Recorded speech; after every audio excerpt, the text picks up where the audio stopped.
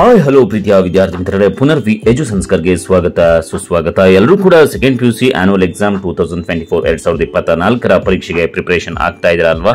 ಹಾಗಾದ್ರೆ ಗದ್ಯ ಭಾಗದಲ್ಲಿ ಕೇಳಲಾಗುವಂತಹ 2 ಅಂಕದ ಪ್ರಮುಖ ಪ್ರಶ್ನೆಗಳನ್ನ ತಿಳಿಸ್ಕೊಡ್ತಾ ಹೋಗ್ತಾ ಇದ್ದೀನಿ, ಕ್ವಶನ್ಸ್ ಗಳನ್ನ. ಜೊತೆಗೆ ನೀವೇನಾದ್ರೂ ಕೂಡ ಹೊಸದಾಗಿ ನಮ್ಮ ಚಾನಲ್ಗೆ ಭೇಟಿಯನ್ನ ಕೊಟ್ಟಿದ್ರೆ ಇನ್ನೂ ಕೂಡ ನಮ್ಮ ಚಾನಲ್ ಅನ್ನ ಸಬ್ಸ್ಕ್ರೈಬ್ ಮಾಡಿಲ್ಲ ಅಂದ್ರೆ ಸಬ್ಸ್ಕ್ರೈಬ್ ಮಾಡ್ಕೊಳ್ಳಿ.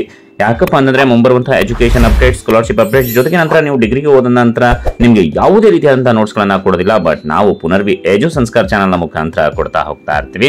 ಇದಕ್ಕೆ ನಿಮ್ಗೆ ಏನಾದ್ರೂ ಕೂಡ ಆನ್ಸರ್ಸ್ ಬೇಕು ಈ ಪ್ರಶ್ನೆಗಳಿಗೆ ಅನ್ನೋದಾದ್ರೆ ಕಮೆಂಟ್ ಸೆಕ್ಷನ್ ಅಲ್ಲಿ ಕಮೆಂಟ್ ಮಾಡಿ. ಹಾಗೇನೆ ನಮ್ಮ ಒಂದು ಚಾನಲ್ ನ ಮೆಂಬರ್ಶಿಪ್ಗೆ ಜಾಯ್ನ್ ಆಗಿ, ಜಾಯಿನ್ ಬಟನ್ ಮೇಲೆ ಕ್ಲಿಕ್ ಮಾಡಿ. ಸೊ ಮೆಂಬರ್ಶಿಪ್ ನ ಪಡ್ಕೊಳ್ಳಿ, ನಿಮಗೆ ಫ್ರೀ ಆಗಿ ಏನು PDF ಫೈಲ್ಗಳೆಲ್ಲವೂ ಕೂಡ ಸಿಗ್ತಾ ಹೋಗುತ್ತೆ. ಸೊ ಬನ್ನಿ ಈಗ ನಿಮ್ಮ ಒಂದು ಸೆಕೆಂಡ್ PUC ಗದ್ಯ ಭಾಗದಲ್ಲಿ ಕೇಳಲಾಗುವಂತಹ 2 ಅಂಕದ ಪ್ರಶ್ನೆಗಳನ್ನ ನೋಡ್ತಾ ಹೋಗೋಣ. ಮೊದಲನೆಯ ಪ್ರಶ್ನೆ, ಬಸಲಿಂಗನಿಗೆ ಅದು ಪುರುಸೊತ್ತಿಲ್ಲದ ಕಾಲ ಯಾಕೆ?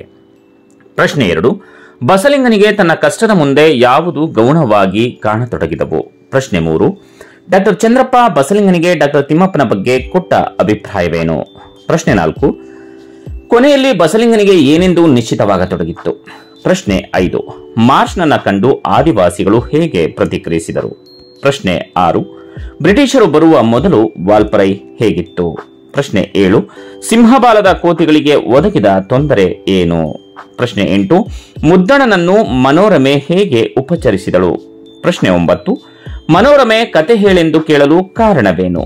ಪ್ರಶ್ನೆ 10, ನೀರಿಳಿಯದ ಗಂಟಲಲ್ಲಿ ಕಡುಬನ್ನು ತುರುಕಿದಂತಾಯಿತು ಎಂದು ಮನೋರಮೆ ಹೇಳಿದ್ದೇಕೆ? ಪ್ರಶ್ನೆ 11, ಪಟ್ಟಣದ ಹೋಟೆಲಿನ ಕಟ್ಟಡ ಹೇಗಿದೆ? ಪ್ರಶ್ನೆ 12, ಭಾವೈಕ್ಯತೆ ಈ ದೇಶದಲ್ಲಿ ಎಲ್ಲಿದೆ? ಪ್ರಶ್ನೆ 13, ಹಳ್ಳಿಗರ ಆಕ್ಷೇಪದ ವಿಷಯ ಯಾವುದು? ಪ್ರಶ್ನೆ 14, ಸುದ್ದಿಯ ಸೂರಪ್ಪ ಗೊಂಬೆಯನ್ನ ಹೇಗೆ ವರ್ಣಿಸುತ್ತಾನೆ? ವಿದ್ಯಾರ್ಥಿಗಳು, ಇದಿಷ್ಟು 2 ಮಾರ್ಕ್ಸ್ ಇಂಪಾರ್ಟೆಂಟ್ ಕ್ವಶನ್ಸ್ ನಿಮ್ಮ ಗದ್ಯ ಭಾಗದಲ್ಲಿ ಬರುವಂತದ್ದು. ನಿಮಗೆ ಆನ್ಸರ್ಸ್ ಬೇಕು ಅಂದ್ರೆ ನಮ್ಮ ಚಾನಲ್ ನ ಮೆಂಬರ್ಶಿಪ್ ನ ತಗೊಂಡು ಜಾಯ್ನ್ ಆಗಿ ಎಲ್ಲಾ ಸಬ್ಜೆಕ್ಟ್ ಗಳ ಪಾಸಿಂಗ್ ಪ್ಯಾಕೇಜ್ ಗಳನ್ನ ನಾವು ನಿಮಗೆ ಕೊಡ್ತೇವೆ.